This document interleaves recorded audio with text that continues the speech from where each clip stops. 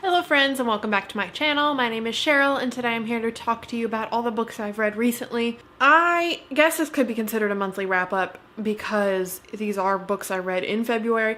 However, I think I might just start doing recent reads where it's either a couple months depending if I'm not reading a lot or maybe just like half of the month reading, so I don't end up having wrap-ups that are far too long and videos that are far too long. Just kind of pace it out a little bit. So without further ado, let's just get into these books. They're in the order I read them, not in order of rating. I'll give you a small synopsis about them and tell you how I felt. The first book I read in the month of February was Shadow and Bone by Leigh Bardugo, and I got some thoughts. First and foremost, I recognize that I think this was the first book she's ever written. It's the first book in her original Grisha trilogy, which follows our main character who lives in a world of Grisha, which are people who have magical abilities, and she kind of learns that she has one and how that affects her life now. She has to figure out her new role in society and kind of the trials and who she meets and all the things she goes through in this world that has darkness that is trying to expand. Because it's the first book I think she's written, or at least the first book in this trilogy, I excused it in terms of the writing because it wasn't fantastic. It wasn't bad, but it wasn't great, and I didn't really connect with Elena, the main character. I found her to be immature in a lot of ways, which she's young, it's to be expected, but it was very much not thinking things through. She just made decisions very rashly, which doesn't make for a bad character, but made for an irritating one. Also, the Darkling is trash, and you guys are wrong about him. And Mal is interesting. I think he had pretty reasonable and realistic reactions to things. If I continue this trilogy, I definitely look forward to seeing where he goes in the story. I gave this book 3 stars. It was okay, nothing great, but nothing terrible. The next book I read was Carrie by Stephen King. If you guys don't know, I'm trying to read all of Stephen King's works in chronological order. It's an undertaking. I'm not going to finish it anytime soon because he has like 75 published books.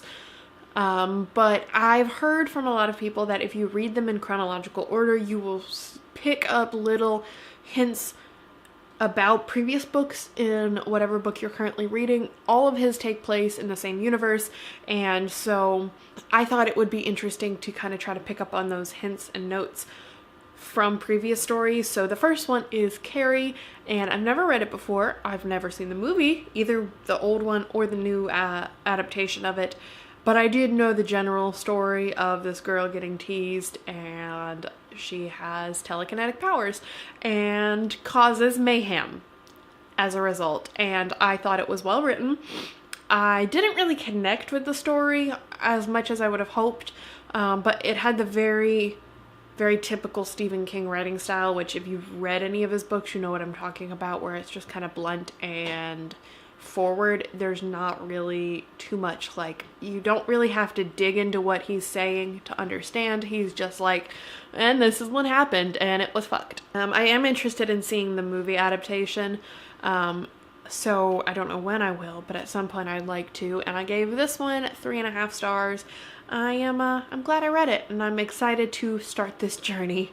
The next one is Salem's Lot, I believe, and I've read that before, but it was back in high school, so it's been a while. The next book I read, I gave 5 stars, and doesn't seem like a lot of other people did. And that is The Sixth Extinction, An Unnatural History by Elizabeth Colbert. This book is one that I've actually had on my radar since I was in college, so a few years ago when the most recent Cosmos with Neil deGrasse Tyson came out.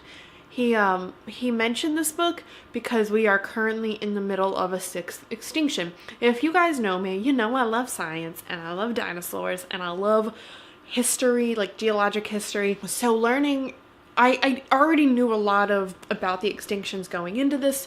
I knew kind of the general chronological of the eras and periods and, the mumbo jumbo that goes into how the previous millenniums have been broken up, and how there are typically mass extinctions that delineate between two sets of time. For example, the end of the Permian period, which was like the first explosion of life, was marked by the Permian extinction, etc. So this book goes into very brief detail about those extinctions, and then talks about how we are currently in the middle of a sixth extinction that is a very slow but also very powerful extinction, specifically caused by humans. And I thought it was interesting that each chapter was broken down into different species that have either been affected by people in the past and have been caused to go extinct in the past, like the dodos, or species that are currently going extinct because of people, whether or not it's deforestation or so loss of habitat, whether or not it's from overhunting, etc. Talks about coral bleaching. It talks about the ocean acidification, which is a real problem and one I'm very passionate about. This book hit all the marks for me. I also thought it was very well written, very easy to read. It did everything I wanted it to, and was just as good as I had hoped, and I got it on a good sale, so I'm very happy I picked it up. I gave this one, like I said, 5 out of 5 stars. If this sounds at all like something you'd be interested in, I would highly recommend it. So the next book should surprise like absolutely no one, and that is Magic Rises by Alona Andrews. Yes, which is the 6th book in the Kate Daniel series. Obviously I can't give a synopsis, but it was good. If you haven't heard me talk about this series before, then you must be new to my channel, because it's something I have not stopped talking about since I read the first book back in December. So if you don't know, this is like a urban paranormal fantasy series that takes place in our world after magic has like popped back into existence. It had been pushed out by technology over the years, and now magic is like, no, fuck that. And it came back, and technology and magic can't coexist, so the world's in a constant fluctuation. It deals with our characters and how they have to live in this world and how they are carving out their own niches. Our main character was a mercenary, and that's how she made her living, as she tried to keep very much under the radar because she has a powerful lineage that she didn't want anyone finding out. It's good. These characters are fantastic. Not just our main characters, but also every side character I come across. I'm like, yes, give me more. If you couldn't tell, I loved this book. And this next one I read is one I've seen popping up on BookTube for a while, and it's A Princess in Theory by Alyssa Cole. This is the first book in the Reluctant Royal series, and it follows our main character who starts getting a series of emails that tell her she's the long-lost princess to this kingdom, and her previously betrothed wants to meet her. And she's like, well, this is spam, clearly. And turns out it's not spam, and the person just did not know how to properly communicate to our main character. And so she gets wrapped up in this whole crazy shenanigans. And what I really loved was her voice was so strong and so distinct as a main character. And she was a powerful Black woman in STEM, which you really don't see often. So she talked about not only being a woman in STEM, which is science, technology, engineering, and math, because she is I think, biochemist?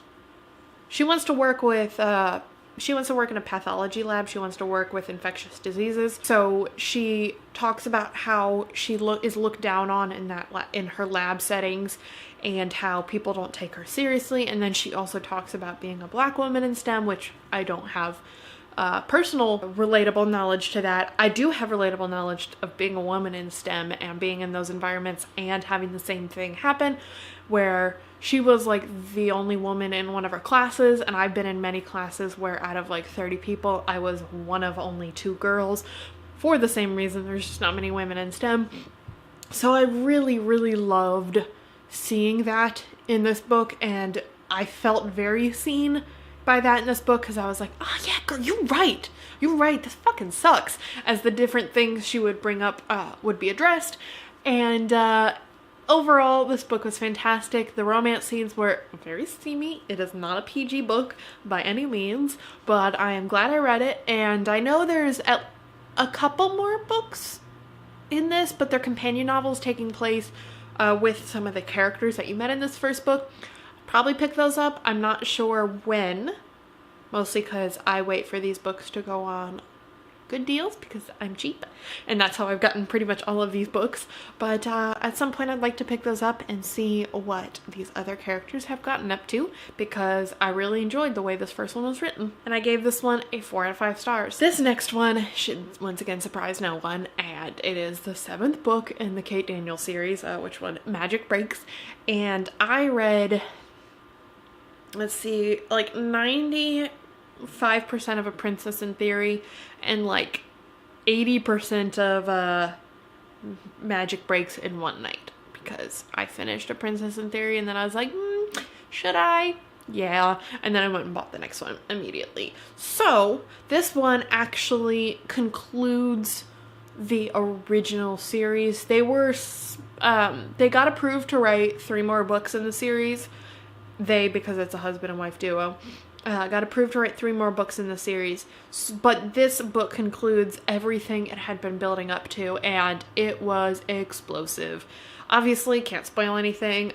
This book, or rather the end of the previous one and this one, broke my heart, because one of my favorite characters, I didn't enjoy it quite so much as the other ones, just because it did kind of feel rushed, which it's really hard for me, in my opinion, to have a very solid, well-paced ending. I feel like they're either too drawn out or too rushed, and this kind of unfortunately had the too rushed feel. So I only gave it 4.5 out of 5 stars. Still 100% would recommend the series. I plan to continue it, and I know I will love every book that these authors ever write, probably, and I intend to pick up some of their next series. And so the last book I'm going to talk about is Walk on Earth, a Stranger by Ray Carson. I feel like I'm late to this party, like most parties on BookTube, but I really enjoyed this book. It took me obviously a while to pick it up, but I'm very glad I did. I don't know if I'll continue the series, which you might be like, you just said you enjoyed it, why would you not continue? And mostly, you're right, like that doesn't really make sense, but just because I enjoyed this story, I enjoyed these characters, but I don't know if it gripped me enough to want to continue. But that being said, I really enjoyed this book. I found it to be entertaining. It was more or less the Oregon Trail as a book, as it follows our main character who has the ability to sense gold in the ground, and she lives in the 1800s during the gold rush.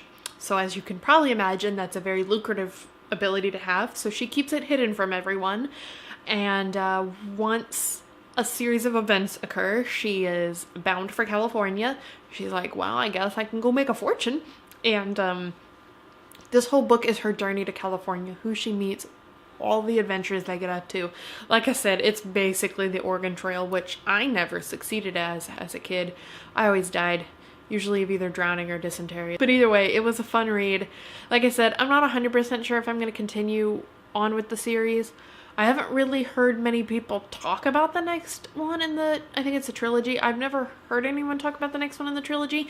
Everyone was talking about this book for a long time, and then just kind of no one has talked about continuing. So if you've actually read further in the series, leave a comment below and tell me if it is worth it, because I just do not know.